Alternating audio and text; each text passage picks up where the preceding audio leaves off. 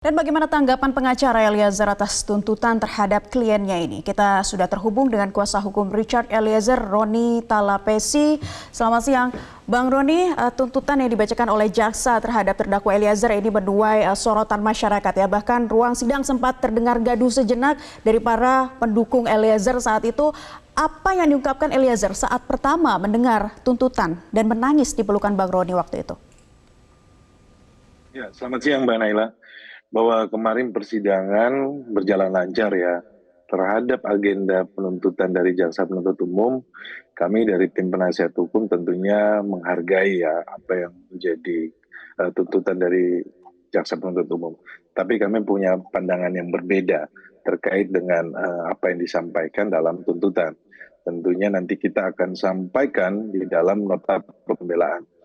Terkait yang kemarin, Richard Eliezer menyampaikan tentunya kan kaget Mbak Naila karena tuntutannya tinggi. Itu menurut kami sikap wajar ya, karena melihat bahwa Richard Eliezer ini kan masih muda. Kemudian dalam pembacaan tuntutan kemarin, ya ngobrol dengan tim penasihat hukum adalah bagaimana kita supaya nanti akan memberikan pembelaan maksimal dan kita akan mengajukan nota pembelaan dan Richard Eliezer juga akan mengajukan nota pembelaan secara pribadi. Seperti itu Mbak Naila. Baik, Bang Roni, tentu ada poin-poin yang menjadi catatan ya dalam pledoi atau nota pembelaan pada pekan depan. Kisi-kisi apa yang menjadi catatan dari nota pembelaan nantinya Bang Roni bisa Anda sampaikan? Iya, kalau fakta persidangan kan sudah terungkap terkait dengan peran dari Richard Eliezer ya, di mana Richard Eliezer orang terakhir yang dipanggil, kemudian jangka waktunya pendek. Kalau kita melihat dari tuntutan jaksa terkait dengan sikap tenangnya Richard Eliezer ini nanti kita akan bantah. Ada beberapa poin juga kita masukkan terkait dengan keterangan ahli. Ahli yang kita hadirkan kan sudah ada Profesor Romo Magnis Suseno, itu terkait dengan dilema moral, kemudian juga dari psikolog klinik itu Bu Lisa itu menyampaikan dengan keadaan Richard Eliezer yang dia asesmen ya selama proses penyidikan ini sesuai dengan keterangan ahli dari psikolog juga yang dihadirkan oleh jaksa penuntut umum terkait dengan sikap patuh dan taat Richard Eliezer. Kemudian ada ahli juga yang kita hadirkan, psikolog forensik, Reza Indragiri, terkait dengan keadaan yang dimana bahwa Richard Eliezer ini tidak bisa menolak. Kemudian ada teori Milgram yang terkait dengan keadaan terpaksa bahwa Richard Eliezer ini berada dalam satu ruangan, kemudian berhadapan dengan pimpinan yang dimana pimpinannya ini pada saat itu adalah Jenderal Bintang 2, kemudian berpakaian seragam, keadaan itu sehingga membuat tekanan terhadap Richard Eliezer bahwa Richard Eliezer apabila tidak melakukan hal tersebut bisa saja terjadi terhadap Richard Eliezer. Ini kan yang dirasakan oleh Richard Eliezer. Kemudian kita elaborasikan dengan ahli pidana Albert Aris itu menyampaikan terkait dengan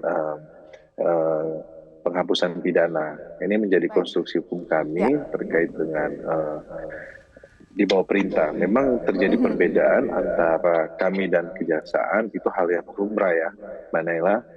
Tapi kan kita punya pandangan berbeda tentunya sebagai pengacara, kita dalam hal membela, kita mengacu kepada fakta-fakta persidangan. Dan juga pun dari fakta persidangan bahwa dari ahli yang dihadirkan juga oleh jaksa penuntut umum juga tuh menyampaikan terkait dengan daya paksa 48, pasal 48 juga pun disampaikan juga terkait dengan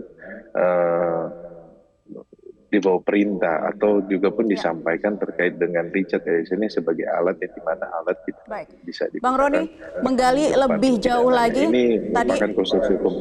Ya, apa yang Anda sampaikan ini kan selama jalannya persidangan begitu ya dengan para ahli yang didatangkan baik dari pihak JPU maupun pihak kuasa hukum, disiarkan secara live, masyarakat juga menonton kala itu. Ini jelas menyebut secara teori hukum Eliezer bahkan bisa bebas karena perintah jabatan. Lantas menurut Anda apakah jaksa menyampingkan pernyataan para ahli dengan tuntutan 12 tahun ini?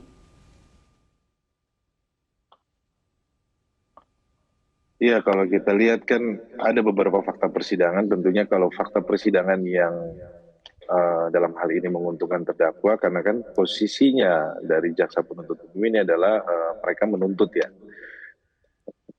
Tentunya ini kan berbeda pandangan hal yang fakta itu karena terkait dengan tuntutan ya. Tetapi kalau dari kami kan hal yang menguntungkan kita perlu masukkan. Kenapa? Karena ini terkait dengan pembelaan. Jadi hal-hal tersebut menurut kami itu hal yang lumrah saja, Mbak Naila. Hal yang rumah ya. Bang Roni, satu lagi singkat saja nih Bang Roni. Pihak Anda kan akan menggunakan Undang-Undang LPSK ya sebagai kunci pembelaan. Status justice kolaborator bagi terdakwa harusnya ini menjadi peringanan bagi Eliezer. Apakah ini menjadi salah satu kunci utama Anda dalam pledoi nantinya? Ya, itu tentunya akan kita masukkan karena sampai saat ini kan LPSK ikut mendampingi dan perlu kita lihat bahwa di Undang-Undang Perlindungan Saksi dan Korban juga pun diatur kan, dan juga di SEMA nomor 14 juga pun diatur terkait dengan putusan. Nanti ini kita akan masukkan juga ke dalam pembelaan kami. Baik, kuasa hukum Richard Eliezer, Roni Talapesi, terima kasih atas waktunya sudah bergabung bersama kami di kesempatan Metro Siang.